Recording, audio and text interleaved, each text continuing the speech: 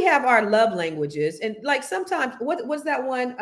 Acts of service, receiving gifts. All of those are, love languages, I guess. But is that really a priority for people?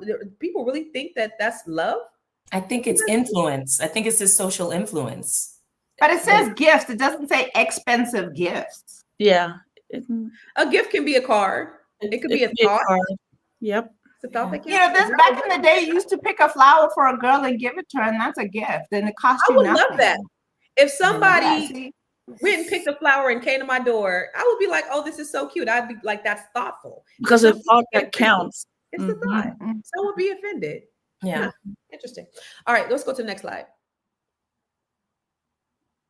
So 2019 survey found that 56% of women believe that a partner's financial status is on the top considerations in a relationship. Okay, let's talk about that because, real talk, it's important.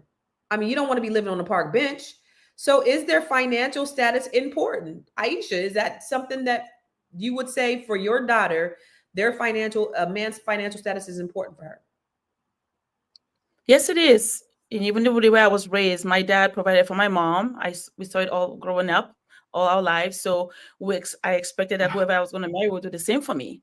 I didn't expect to be the one going out there and providing for my husband. No, you know what I mean? But enough now that I'm older, of course, there's a balance, which, it's normal as you marry someone, things change. But I believe 100% that their financial standing doesn't have to be a wealthy person, but should be able to provide and for you, and so that you can have a place to stay and just take care of your basic needs.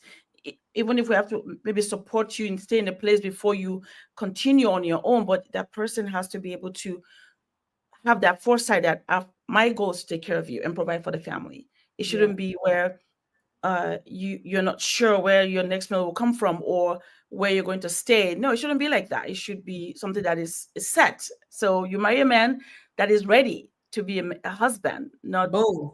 Yeah. Wait. That was a bar. Say that one more time. Marry a man that is ready to be a husband. That is ready to be a husband. Marry a man that is ready to be a husband. Then you don't have to worry about all that other shit. No. So for you, Dr. Lene, for your son preparing to be somebody's husband, does his financial status matter? Oh, absolutely. You should be able to provide for yourself and others, right? Now, I think quality of life is important, right? So somebody who's making or equally yoked, right? So 50,000 to 50,000, 150,000, 150,000. I think if you're doing, let's say 75,000, then like I need somebody to make 300,000. May or may not be a stretch.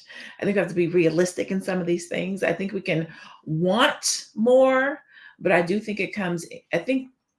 I think what happens is when we start being outlandish with certain things, right?